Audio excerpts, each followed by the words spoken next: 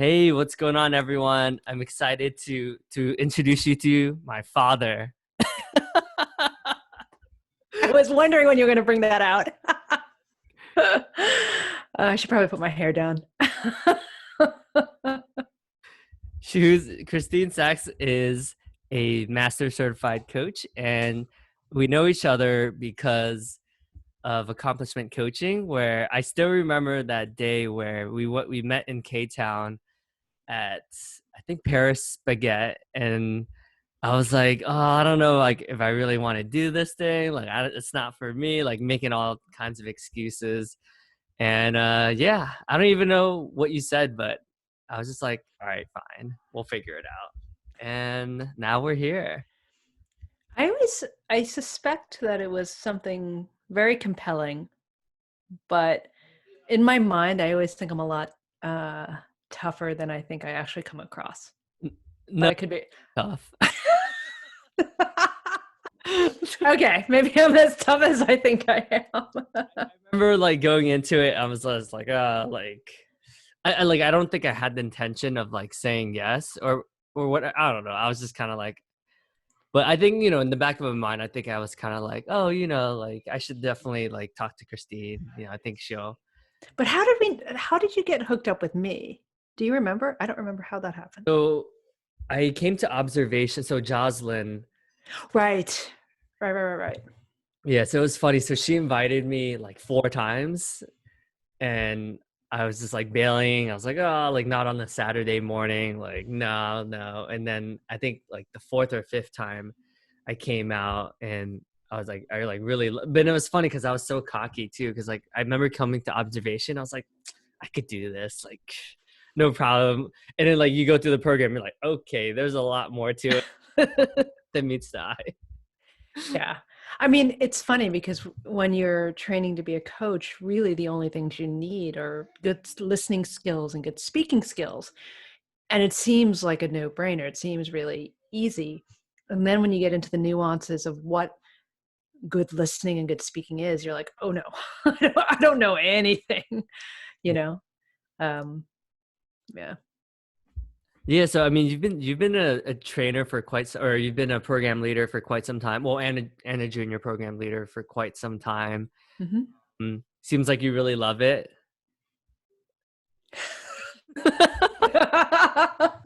Why was that funny? Start laughing. um, yeah, I mean, I think, coach training is only a portion of my business. So, but I call it the labor of love part because I get to spend a year with people and really provide them skills and personal development that whether or not they become coaches, they have an opportunity to use that growth in their lives. And that's really, it's like incredibly fulfilling. A lot of times, because if I think about my private clients or my corporate work, it's usually short bursts. Like we have, what is it, the word in startup language? It's a sprint. I mean, it's not a sprint, it's like 6 month long, but there's something really luxurious about being able to spend a year with someone, really diving deep into their limiting beliefs and creating new behaviors that support the goals that they say they have. That they say they have. Mm-hmm. So Well, because everybody comes into the program or anybody starts these sorts of programs with one set of goals, and then if you actually do the if you actually do the deep work, you discover those goals and so much more. So there's the discovery what you really want in the middle of going after what you say you want. mm, huh. I feel like for me, I don't even remember like what I wanted. Like I think I just did it because I just thought you were so cool. Oh, that's a terrible reason to do the program, Davidson. That's a terrible reason. Horrible reason, but it worked out. I felt like Yeah. I ended up getting like a lot out of it. What's the biggest change or transformation that that you've continued to foster and grow? I think like what the program like really gave me was, I think, a sense of community. Like it was like the first set of people where I was like, wow, like I feel really heard and I feel Mm, really connected. Like it was like the first time where I felt like I can just honestly be myself without, because I think, and people have noted, like, I have some people that even sometimes they listen to my podcast. They're like, dude, like, I feel like you're trying to be something that, like, mhm, you think you have an idea of what people want you to sound like versus like just being yourself. And I was like, mhm, like it's like a blind spot. mhm, mm. Ooh, your sound went out.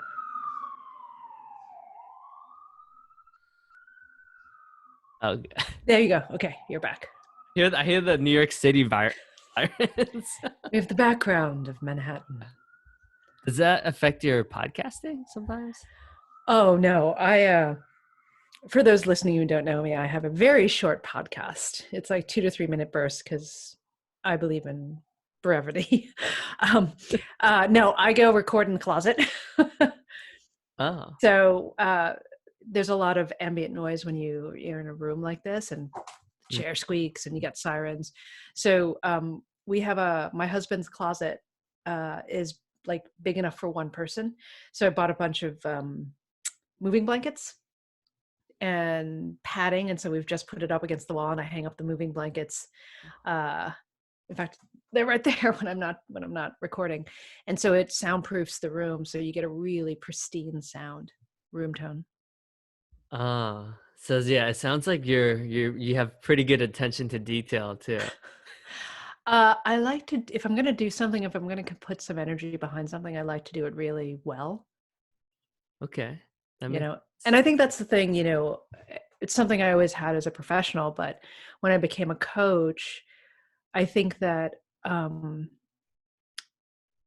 not so much outside of the US, but I think when I first came out of coach training, um, coaching, although it was at that point like 20, 25 years old, um, uh, there still was the flavor of it being kind of weird or new agey, or not that there's anything wrong with being new agey, but like something that wasn't particularly scientific or based in anything real.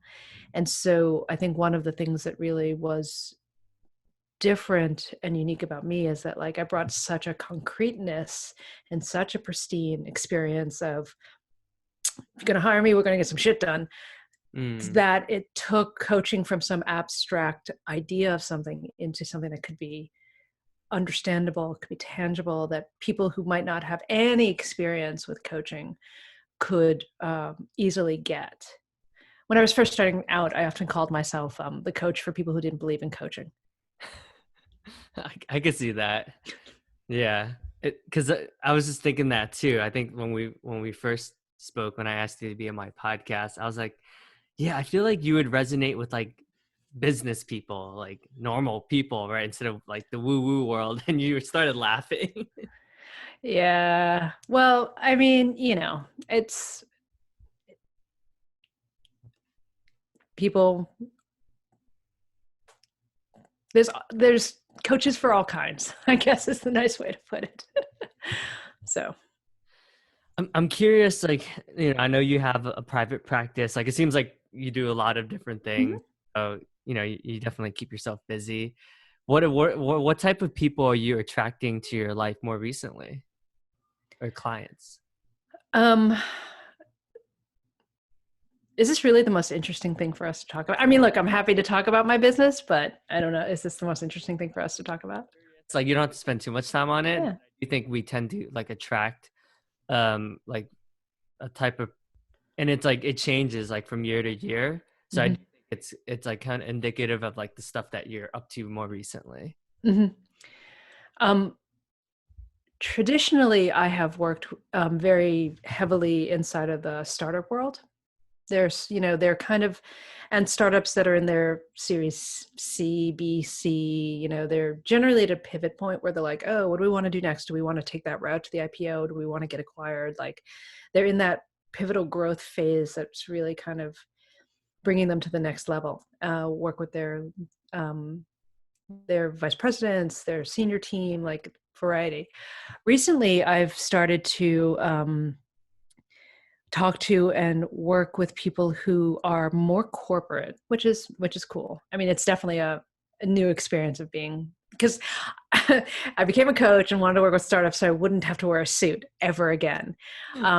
But now talking to these folks, there's an experience of up leveling, like this thing that I talked about being pristine and attention to detail and being very focused and intentional with the work that I do with people, but taking it to the next level because of the just the sheer number of people that they are managing, for example. Mm. Like you move from a team of 25 or even 100 to managing a team of like 600 or 1,000, right? It's a different set of expectations and pressures. So I noticed that I'm being asked to, or the people that I'm talking to now are asking me to bring a different game. Hmm. Yeah. Yeah, that's interesting. Yeah, I definitely see the difference. Like now that I work for a big company like LinkedIn, Mm-hmm. like just the gradient is much higher, and just Mm-hmm. the sheer, like, I mean, everything, like everything's a production, right? Like every event. So I'm noticing, yeah, it's a lot different. But I enjoy it too because I feel like Yeah. I'm learning a lot in that. Well, it's a different culture, right? Like at a certain point in a startup, it's a family. It's everybody's got to band together to get this thing off the ground. And then you introduce the kind of second wave of people. And there's still that bit of a family in the old guard, but now you got people who are there because it's a job. And then you get the third wave, right, where they start to go more corporate. And it's just a very different thing to walk into a culture that's already very corporate. And the family experience isn't as relevant or necessary to keep the business afloat. And so there are just different prerogatives and different objectives. Okay. Well, no, thanks for sharing. I sound really boring. Thanks, Davidson. No, I mean, I feel like it's interesting because like I remember at one point I was like, oh, I'll never work for like a big company, because I was always like, oh, I like the family feel, like I like going out to happy hours afterwards, and I'm kind of like the jack of all trades, like I do a little bit of everything. Mm-hmm. I'm not just like in sales, like product actually wants my input, like I'm kind of like, and you really get to know everyone, right? So I do enjoy that. um but I do like at LinkedIn, like I feel like every day is like an adventure, right? There's just so Mm-hmm. much to it. It's so much more complex. So I could spend so many hours like trying to solve like certain problems, and we're solving on a more macro scale. So I do think it's interesting because LinkedIn, as touches so many lives, right? Yeah. But the impact is just much different. So Yeah. so I do enjoy that experience. Yeah. Yeah. What do you do again at LinkedIn? You've told me, but. Yeah, so it's basically like business and like leadership training and stuff like that Mm-hmm. for corporations. So I work specifically with the smaller businesses, Mm-hmm. startups, up to like 300 employees. So I'm working with a lot of like the HR departments and different managers Mm-hmm. to try to fill in the gaps. So we have a library of content, like 15,000 courses, and some Oh, cool. related topics, but sometimes it's like more tactical stuff, like performance reviews, or culture related, or even how to do HR benefits and stuff like that. So Oh, cool. the training for them. Oh, that's awesome. Yeah. Oh, yeah. But I'm in sales, so I'm in charge of bringing in new business. So, if a company has like 200 employees, for instance, and they want to train the whole company, we have like training for pretty much all across the board. So someone could be in accounting or marketing or whatever. It's kind of like a one-stop shop. Cool. Yeah. So when are you getting married? So we were supposed to have our wedding in December, but we were supposed to do it in Hong Kong. Um, Right. yeah, so I don't know. Maybe we'll kind of just like figure and do something small here. Maybe like in Chinatown, just get some people together to celebrate. So we'll see. Yeah. Hmm. Are you still going to do the big fete in Hong Kong, or is that totally off the books now? Yeah, definitely. Yeah, we're definitely gonna do that, but it probably will be sometime in 2021. So, Okay. after, yeah, when people can actually travel and people Right. are afraid of like large gatherings and stuff like that. Yeah. Yeah. Are you disappointed, or is it?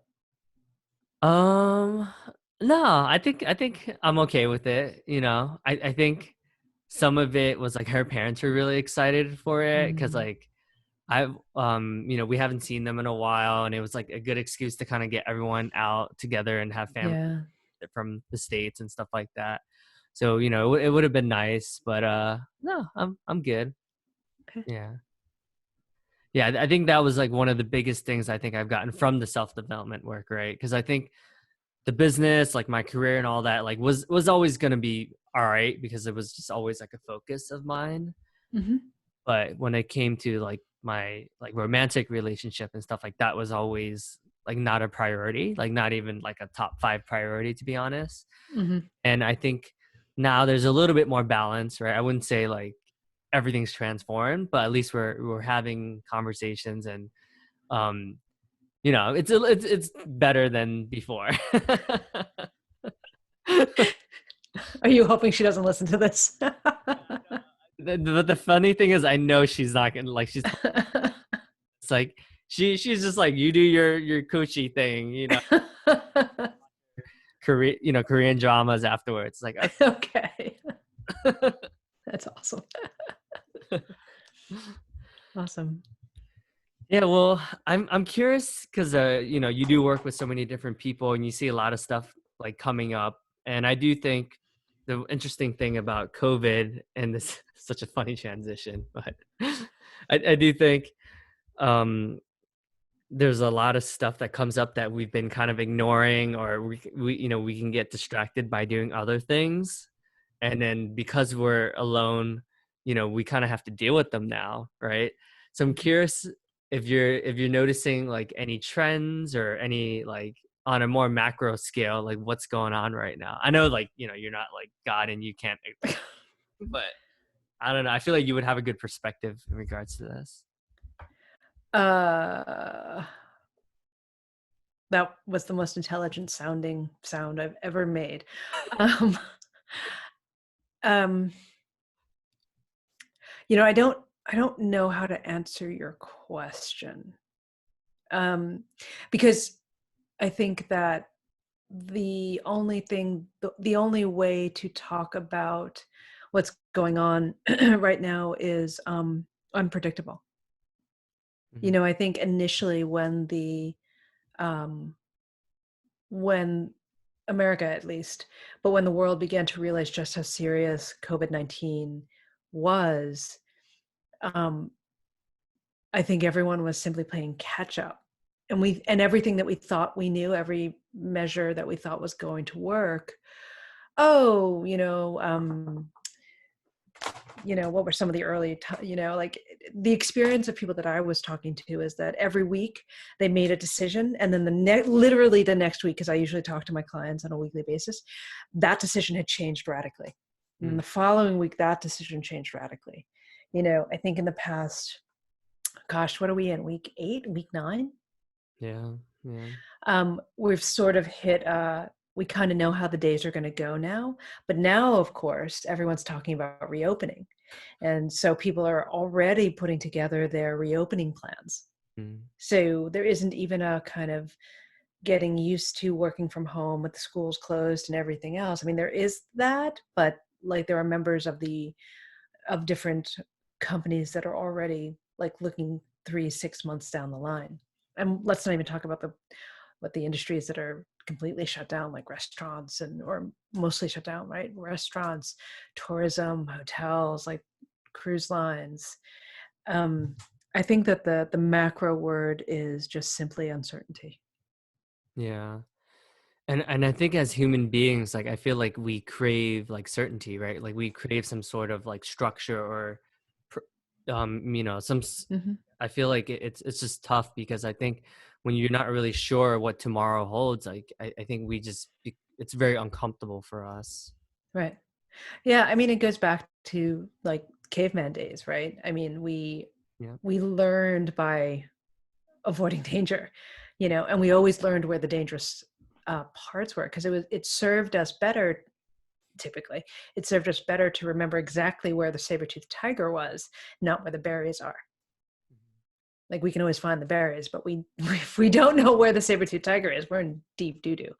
So, like, once that high alert sensation turns on, we are looking for it. And in something like this, which is, God, what was I saw this tweet that was going around a while ago that was just put it perfectly. And somebody asked, like, have we ever lived through this before? Credible historians only. And they said, well, imagine that it was the Spanish flu of 1918, the Great Depression of 1929, with Hoover's incompetence and Nixon's paranoia. Basically, we have disaster Voltron, Huh. which I was like, that's perfect. And Mm. so there actually is certainty in the feeling of dread and despair, Mm. but that doesn't always necessarily mean that it leads us down the path of being able to move on in a necessarily happy or healthy way. Hmm. And do you think that I don't know, like I feel like it is a weird time, but I'm seeing like more humanity. Like I do Mm-hmm. see people just being more real with each other. So like in a way, like it is like weird and there's like all this uncertainty, but I have noticed like people just being much more open and just authentic, right? For lack of a better word. I think, well, I think that's a yes and. Um, I think in certain environments and certain demographics that may be true. And we're not, I'm not, I'm not present to what it's like to live in poverty. Right. I Right. don't know what it's like, to be living in an environment that requires, a big Amazon warehouse that they can't go into, or they have to do such shifts, right? Like, I don't, living in Manhattan for me, right? I see a very particular person around, and there's a sense of privilege, there's a sense of power that allows us to be kind and grateful. Um, so yes, and I think that there's probably swaths of the population that we don't actually, like, I don't know how it's going for. Like, there was an interesting thing on LinkedIn talking about how most workers feel that work from home is a viable option and it's going really well.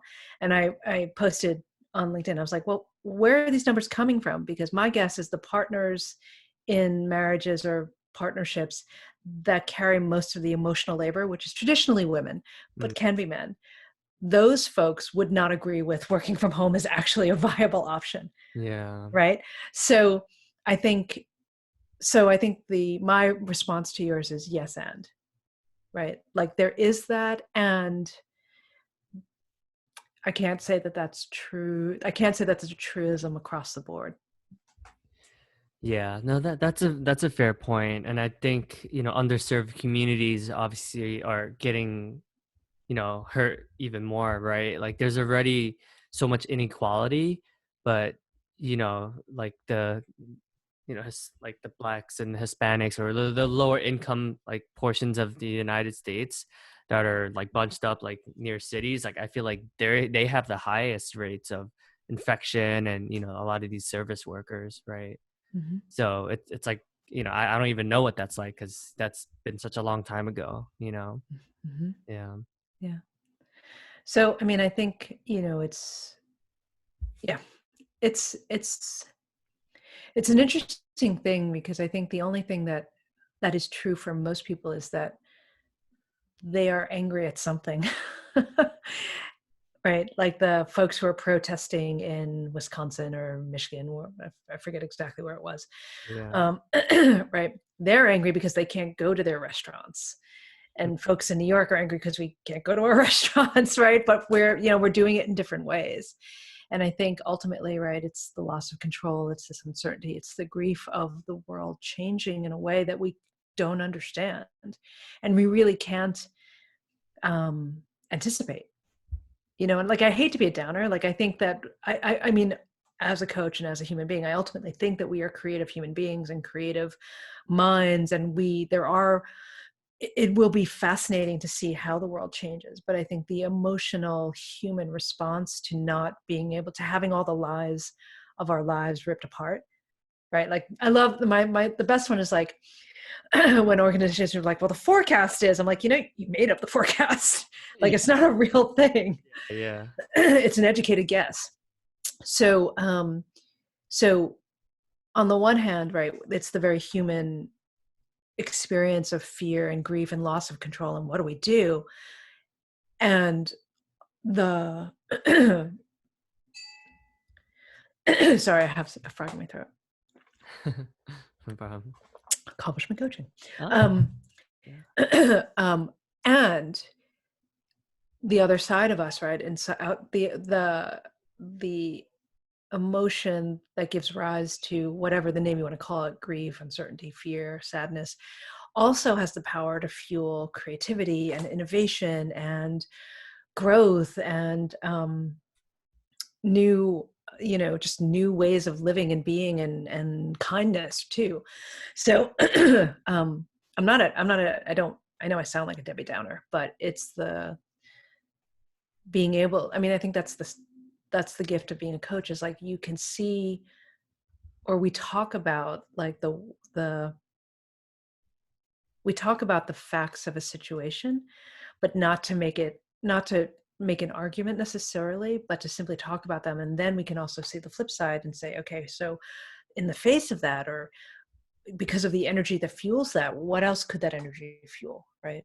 What is the opportunity that comes out of not having to have life go on the way it's always gone on? Hmm. What innovation or advantage or change, now that you can do it because you don't have to do it the way it's always been done, what can you take advantage? Where will you take it? And like, that's the interesting conversation, and that's why I became a coach. Hmm. um, but it's both, right? Being able to hold the uncertainty and create the innovation and opportunity. Yeah, that's pretty deep. I do think, like, with every something, every tragedy, there comes like something good that happens, right? Like, there's a duality of any experience, right? Mm-hmm. And I do think, like, some of the most innovative minds do come from, I think, like, I feel like a lot of geniuses have depression, right? Like, I think, Oh, I don't know. yeah, I think, I don't know, I feel like there's like a stat or something like that, where it's like the higher your IQ, like the more likely, like, you are to have like depression or something. I remember like reading something like Well, I'm safe then. that.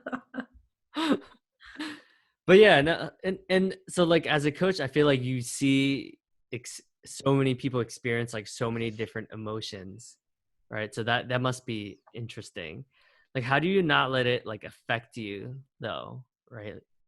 I mean, I'm sure that it affects you to a certain extent, but how do you not get like, I don't know. I feel like I would be like depressed if I dealt with as many people as you did on a Well, I probably don't deal with emotion as much as you think I do, because I'm not a therapist. Now, if I were a therapist, excuse me, wow, I'm making all sorts of sounds over here. If I were a therapist and my job was to deal with emotion, I'd probably be seeing a lot more now. As a coach, I'm working on creating things, right? People come to me because they want something new, or they want to change something, or they want to create something, a job, a company, the next level of barrettes, I don't know, whatever, right? And because they're human beings, they bring emotions with them, and sometimes we'll need to address them because they'll get in the way, or they'll just be there. Somebody will be having a crappy day and we'll be like, hey, so what's going on? But my job is not to actually talk about the emotion or fix the emotion. That's not my job. So while I'm present too, and I understand and have the um, wherewithal to handle people when they're feeling something. It's not my primary job. And people, because of that, and because people are very clear about that, they often have other avenues for their emotions. Right? So they'll go and get supported. And if somebody's like constantly angry or constantly crying, I will go and recommend that they go see a therapist to work on that. Because if they're in that depth of emotion for over a long period of time, and it's getting in the way of moving a project towards its conclusion, I would say that, like, hey, perhaps you need additional support. So. Okay. Thanks for sharing. Yeah, I do think it's a very synergistic relationship that coaches have with therapy. Mm-hmm. That's helpful. I'm curious, like, Yeah. I'm like so ping-ponging, Yeah, but it's okay. curious, like, what have you learned from doing your podcast so far? Because I feel like you're releasing a ton of episodes, and you're partnering with other people to translate it in different languages. I know it's still relatively early in your Mm-hmm. podcast life, but some takeaways. From a technical perspective, or from just overall? I'm learning a lot. Over. So my podcast, for those of you who don't know me, it's called I Feel Awful, Chronicles of Leadership. They are little nuggets around leadership and personal growth that show up in 2 to 3 minutes, here's a funny story. So long, and I not at all a statement about your podcast, Davidson. But I was talking to someone who loves podcasts, and they said that they used to listen to them on the commute to work, a 20-minute, 30-minute subway ride.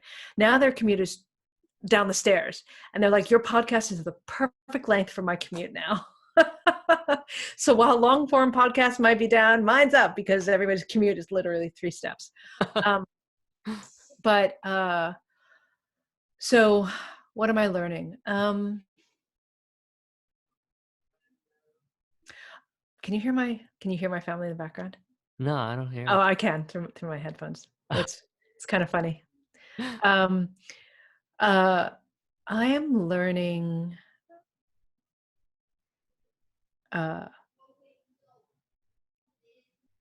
Well, on a personal level. Now I hear. Yeah. So my office is the living room, and then there's the dining room. They're in the dining room because it's time for her to read. So they're probably just doing things other than reading right now. Having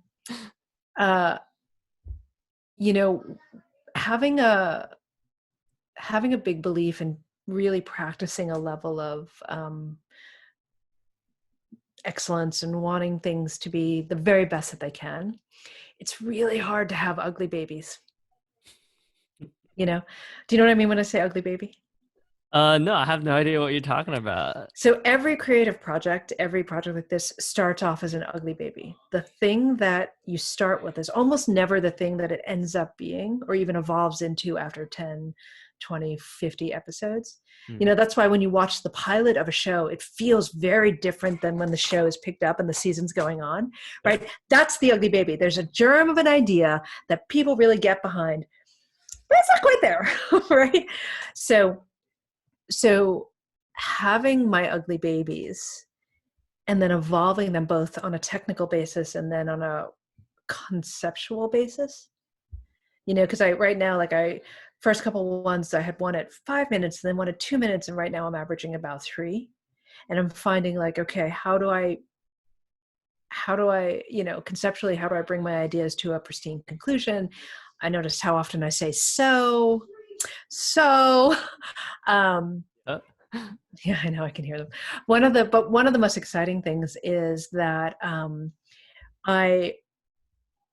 because I really I care that these messages get out and to a larger audience. And I think most Americans have this perception that I will do my podcast in English for Americans, and most of the world speaks English, which is true.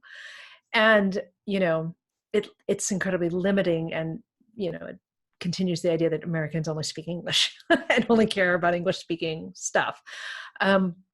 So I enrolled a couple of colleagues to translate the podcast. Right now we have French, Spanish, and Russian. Juanita Milano Para, who is a coach, jump coaching for those who care, and Olya Shapiro Coaching. They were really intrigued with the idea of being able to take something like a 2-3 minute podcast and make it global. Juanita speaks French and Spanish, and Olya speaks Russian. She's Russian. So we all got together and we started translating, especially the COVID-19 episodes, because once COVID-19 came out, we started doing very specific COVID leadership, personal focused episodes. We were really all just committed in that these learnings, these nuggets get out to as wide an audience as possible, given that on the one hand, COVID is separating us because we can't travel and people are staying home. We are united because it is a human epidemic, right? It's not like people who live in the heat or people who live in the cold. It's like everybody, regardless of who you are, what age, what ethnicity. So it's also an incredibly uniting experience. So if we could create this podcast as one that unites people and brings similar ideas that continue to unite us, that would be really cool. So the idea of it's really cool. The ugly baby part, for me, that's like, okay, can I allow this project to grow and evolve kind of like a little human, the way that it needs to have as much impact as it's going to have. Awesome. So yeah, that helps because I was curious about the global part. Mm-hmm. That makes sense, right? Because you want to reach. Because yeah, I think in the States, I feel like we think like we like own the world, right? It's like we Not anymore. Yeah. it'd be a good equalizer though, right? Mm-hmm. Honestly, like it's Yeah. time for us to Yeah. react. I don't know. I think it'll be good for us, right? Yeah. I'm one of the privileged that get to live in a nice house in Princeton right now, where while other people are still, you know what I mean? So, Mm-hmm. it, yeah, Yeah. cool. Well, that's interesting. All right, now I'm going to ask you a couple questions about accomplishment coaching. Okay. Now you want to ask all the questions you didn't ask when you were a participant? Well, now I think I'm like a little bit less afraid to ask like Okay. other people. Should I brace myself? I'm curious. This is a question you probably won't like, but why do you think you haven't received a lot of podcast requests, like for you to other people's podcasts? So, so when Davidson asked me to be on this, he's like, "You must be doing a lot of podcasts." I was like, "No, you're the only one to ask me. So if you know me and you have a podcast and you haven't asked me, this is me calling you out." I don't know. Maybe they think, I don't know. Maybe they think I'm too busy, or maybe I'm just not interesting enough as a speaker. Who knows? I don't know. I don't think it's the second one. No, I don't know. And realistically, right? Like I started my podcast, March 3rd. So I'd never really expressed an interest in being out in a media type like this before. So people probably never thought that I would give a shit. So that might be it too. I don't know. Yeah. Okay. No, that's fair. Okay. All right. So now back to accomplishment coaching. Okay. Are you really gonna put this out to the world? This is just like you and me chatting. We're good. I'm curious, like, because I obviously as like a program leader, like you're leading the program, you're working on a lot of like your own stuff, right? Mm-hmm. So like and I'm sure you get something for every program, Mm-hmm. but I guess like more recently, because you're still going through a program right now, right? Mm-hmm. Yeah, like what's something that you've gotten recently and it's because you're leading a program that you might not have gotten if you weren't leading a program? Like maybe, yeah. Mm-hmm. Because I'm always curious, like what's going on in like your head, because I feel like there's probably so much that we just don't know, Yeah. Would it be useful for me to provide a little background about what the program is? Because you and I are talking about it, but I don't know how many of your You're listeners. Yeah. Um, so the program is a year-long program. We meet once a month for an intense weekend, and then the participants go off and do work together and separately on themselves, and also practice their coaching. So it's both a personal transformation and a coaching program. I went through the program back in 2012 to 2013. After you do the program, you have the opportunity to stay on and do kind of a higher level of leadership training, which eventually could, if you had any inclination, allow you to become a program leader, which is what I do, which means that I run the programs that I then trained in X number of years ago. Like I said, it's a labor of love more than a kind of anything else for me or anybody who leads these programs. So what I get from it is feeling like a sense of kind of paying back, because this program really did give me the life that I have today, relationships that I didn't think I could have or create, a great job. Like, this is the first time I've really liked what I've done, great income, really good friends, a sense of self that, and trust, self-worth, voice that I didn't have before. I know I sound like a very calm, collected, put together person. I wasn't always like this for a long time. So the recent thing is uh,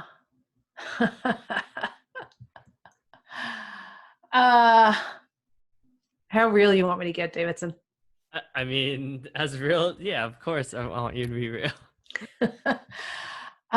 So one of the reasons I stick around is because it's this particular container, right? This particular structure of being in the leadership program is one of the few that I can't avoid looking at my bullshit. Like, most people can set up their lives in such a way that they can avoid looking at the stuff that they're uncomfortable about or with or don't want to work on or conveniently avoid, because you choose friends who are in a style that you like, or you do a job in a way that you like. You're not really asked to look at the stuff that you think is like triggering. So I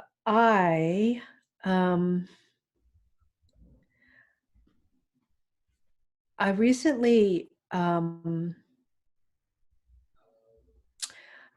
got really fucking pissed at somebody. I'm not going to name names. And I was irrationally angry at this person, like irrationally. And almost always my first thought when I get so angry at a person or a thing is like, I'm done with this. Like, you're dead to me. I'm done. Goodbye. And you can see most of the consequence of that in my professional life. Almost every job before this one, I've left after 5 years, because about 5-year mark, I pick an enemy and I'm like, fuck you. And it's my excuse to leave and try something new. Right. The joke is, my husband was like, every 5 years, we've been married for 18 years now. Every 5 years, he's like, is it me this time? I'm like, it's not you. I think he finally knows that it's never going to be him. But the first 5, 10, 15 years, he was like, is it me this time? No, it's not you. And because this, our style of coaching has this look inside first, right? What's the thing that we can, what's the thing that's about us versus about them? And I realized the degree to which sorry. So cute, yeah. It is, she's got the best laugh. Yeah. The degree to which I give up, which is why it's so funny that everybody thinks I'm such a tough cookie. The degree to which I give up what I want when when I'm presented with a certain kind of character, like wall, a certain kind of personality, right? Rather than trusting myself. And it's not about like the whole I'm a woman and a woman can't speak up. Like that's never been my issue, for better or for worse.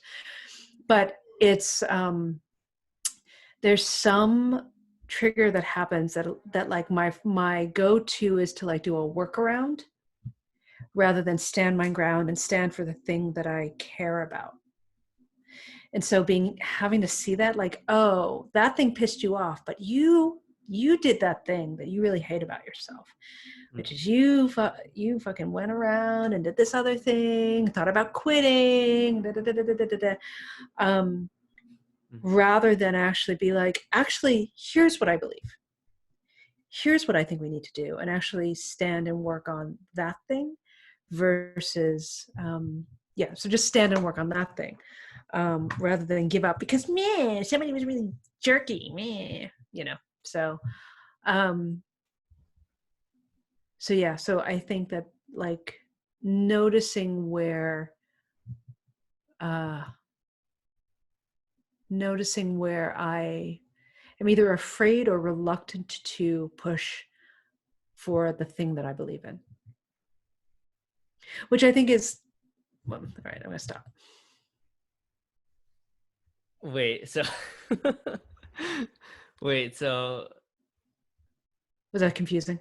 well, I think like I'm sure you could have like if you were to summarize all that in like one sentence, how would you describe that? Because I think aren't into coaching as much might not like necessarily. Right. Yeah.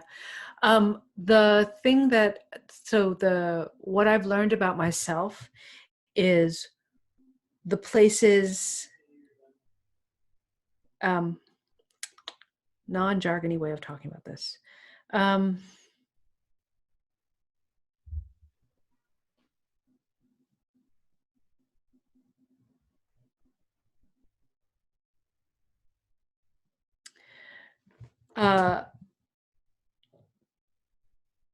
Do you know the expression "do no harm but take no crap"?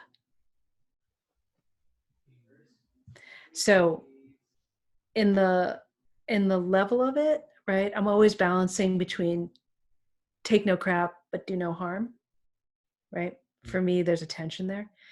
And so I learned where the line is, the stopping line around take no crap is. And kind of, if I want to be a stronger leader, a stronger coach, what I would need to do to overcome that line or just push past the line, or develop myself in a way that I can do no harm and take no crap in equal measure, versus kind of like this thing that I do. Huh. So you're human is what you're saying. Yes, Davidson. Like I feel like every time when program leaders, like we always forget like, oh yeah, you guys are like human and you guys have your own stuff too, Mm-hmm. It's always like reassuring to know that you're not just a machine. Yeah, I think that's one of the things that makes the program work, is because we're not teaching it, like we're living it. Like we are doing our own personal work and transformation on our sides, and that's the thing that keeps, in my opinion, that's the thing that keeps the training vibrant for people, because it's not a static thing. It's evolving and growing because we as trainers, as the program leaders, are evolving and growing. Yeah. I think the ontological coaching, like I've noticed, because now I've met so many coaches through all like the other stuff I do outside of accomplishment coaching. And it's definitely different, because then it's more like we take a look at ourselves and our being, as opposed to like more of like the actions and stuff. And yes, actions are involved, but it gets to the core, the source. And then we end up looking to see what we're responsible for versus like, blaming it on, I don't know. I feel like it's just a much deeper and more visceral type of work that we do compared to, maybe some others. Yeah. Cool. Yeah. Well, this is a really interesting conversation. I felt like I'm just always curious to learn more about you, and you're really smart. So, it's nice to, I feel like just, I feel like I always like learn a lot just from talking to you. So Thanks for having me.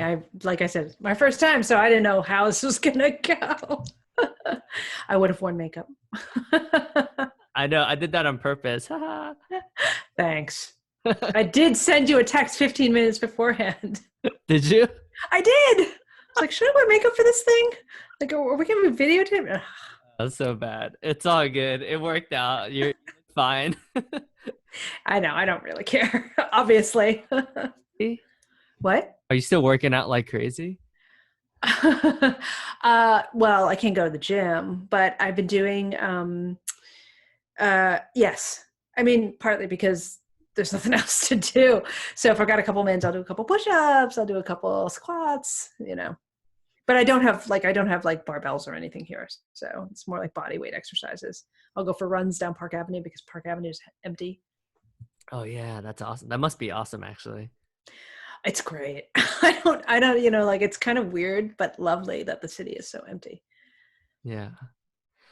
All right. Well, thank you so much, Christine. I really enjoyed our conversation and I really appreciate you and just want to acknowledge you.